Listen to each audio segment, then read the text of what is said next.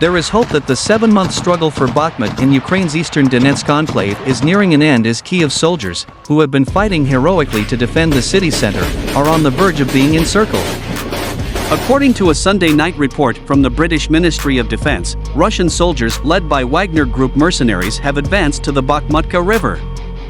Ukrainian President Volodymyr Zelensky reported on Sunday evening that 1,100 Russians had been killed in 6 days of fighting, with another 1,500 wounded.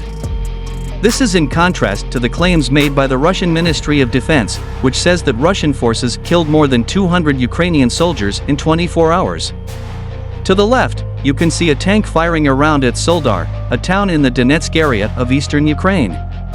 Reuters.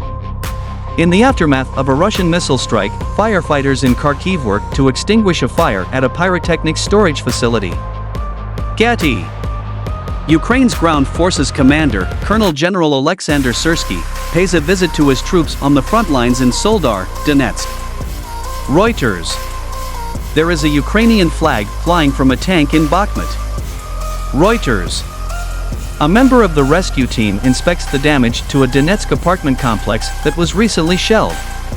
Reuters. Donetsk, which is now under Russian control, with a missile fragment left behind by the shelling. AP.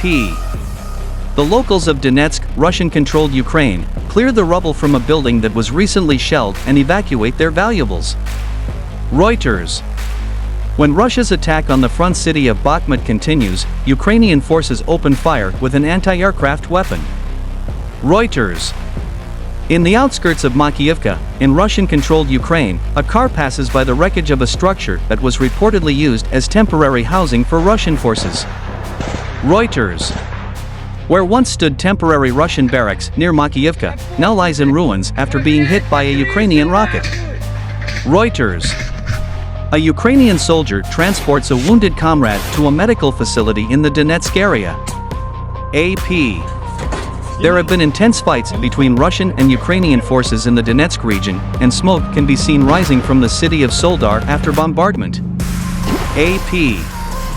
However, the widely predicted Ukrainian departure from the city has not occurred, and this has led some analysts to speculate that Kyiv has decided to maintain the area despite its dubious strategic relevance. Worn-out gun barrels and a lack of vital artillery ammunition affect both sides. Ukrainian forces often use commercially available drones to drop grenades on Russian positions, while Russian forces have reportedly resorted to using antiquated T-62 tanks as mobile artillery pieces. Wagner's creator, Yevgeny Prigozhin, described the circumstances in Bakhmut as difficult, extremely tough on Sunday. Our proximity to the city's core increases the intensity of the battle. Ukraine seems to have an unending supply of reserves. Nonetheless, we are progressing and will continue to do so, Mr.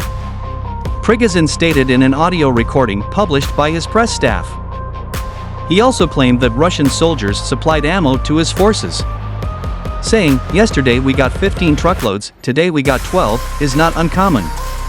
And I expect we'll keep getting more," he said, adding that his forces had not clashed with Russian ones.